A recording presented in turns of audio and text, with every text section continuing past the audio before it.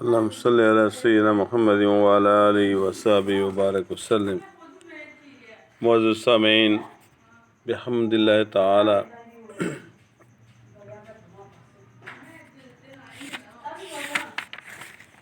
ماہ رمضان مبارک کی آمد ہے۔ اللہ رب العزت کا پاک ارشاد ہے، اعوذ باللہ من الشیطان الرجیم، بسم اللہ الرحمن الرحیم، یا ایھا الذین آمنوا کتب علیکم الصیام کما کتب علی الذین من قبلکم لعلکم تتقون۔ اے اہل ایمان، تم پر روزے فرض کیے گئے ہیں جیسے تم سے پہلے والوں لوگوں پر فرض کیے گئے تاکہ تم پرہیزگار بن جاؤ۔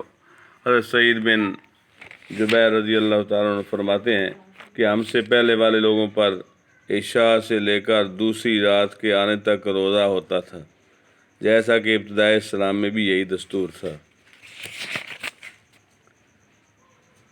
روزے ماہ رمضان مبارک کے روزے ہجرت کے دوسرے سال فرض کیے گئے۔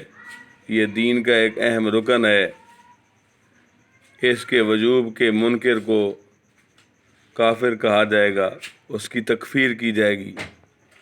احادیث مقدسہ میں ہے اس ماہ کے فضائل کے بارے میں کہ اللہ کے محبوب رسول صلی اللہ علیہ وسلم نے فرمایا، جب رمضان مبارک کی پہلی رات آتی ہے تو جنت کے تمام دروازے کھول دیے جاتے ہیں اور پورا ماہ رمضان مبارک ان میں سے کوئی دروازہ بند نہیں کیا جاتا، اور اللہ تعالیٰ پکارنے والے کو حکم دیتا ہے جو ندا کرتا ہے کہ اے نیکی کے طلب کرنے والے متوجہ ہو اور اے گناہوں کے طلبگار رک جا۔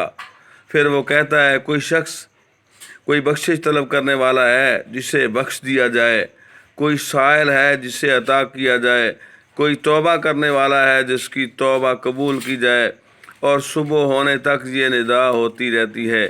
اور اللہ رب العزت ہر عید الفطر کی رات 10 لاکھ ایسے بندوں کو بخشتا ہے جن پر عذاب واجب ہو چکا ہوتا ہے۔ حضرت سلمان فارسی رضی اللہ تعالیٰ عنہ سے مروی ہے کہ اللہ کے محبوب رسول صلی اللہ علیہ وسلم نے ہمیں شعبان المعظم کے آخری دن خطبہ عطا فرمایا۔ اے لوگو، تم پر ایک عظیم مہینہ سایہ فگن ہے جس میں لیلۃ القدر ہے جو 1000 مہینوں سے بہتر ہے۔ اللہ تعالیٰ نے اس کے روزوں کو فرض اور اس کی راتوں میں عبادت کو سنت قرار دیا ہے۔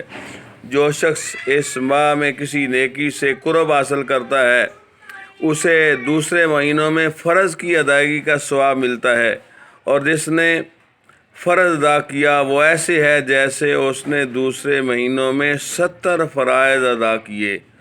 یہ صبر کا مہینہ ہے اور صبر کا اجر جنت ہے۔ یہ بھائی چارے اور ہمدردی کا مہینہ ہے۔ یہ ایسا مہینہ ہے کہ جس میں مومن کا رزق زیادہ ہوتا ہے۔ جس شخص نے اس مہینے میں کسی روزے دار کا روزہ افطار کرایا اسے غلام آزاد کرنے کا ثواب ملتا ہے اور اس کے گناہ بخش دیے جاتے ہیں۔ ہم نے عرض کی، یا رسول اللہ صلی اللہ علیہ وسلم، ہم میں سے ہر شخص ایسی چیز نہیں پاتا جس سے وہ روزہ دار کا روزہ افطار کرائے۔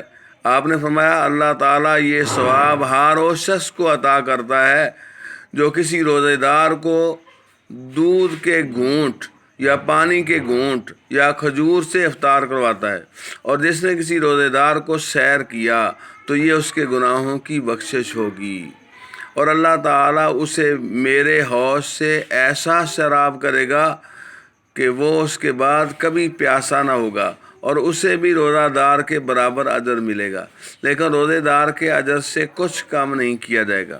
یہ وہ مبارک مہینہ ہے جس کا اول رحمت، درمیان مغفرت اور آخر جہنم سے آزادی ہے۔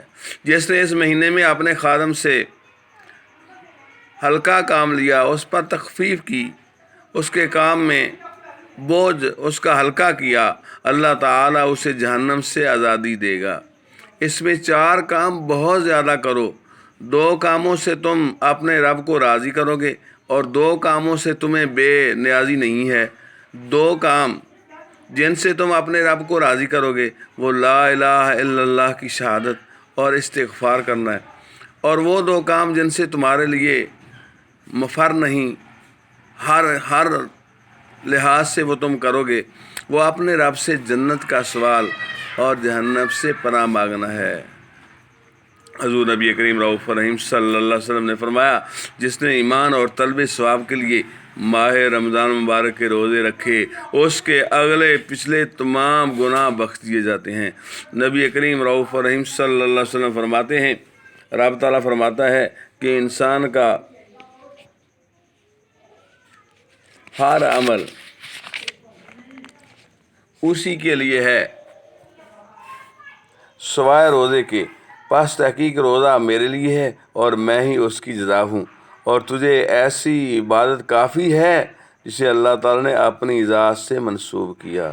اللہ کے محبوب رسول صلی اللہ علیہ وسلم ارشاد فرماتے ہیں کہ ماہ رمضان مبارک میں میری امت کو 5 چیزیں دی گئی ہیں جو اس سے پہلے کسی امت کو نہیں دی گئیں۔ روزہ دار کے منہ کی بو اللہ کے ہاں مشک سے زیادہ عمدہ ہے، ان کے افطار تک فرشتے ان کے لیے بخشش کی دعا کرتے ہیں۔ اس ماہ میں سرکش شیطان قید کر دیے جاتے ہیں۔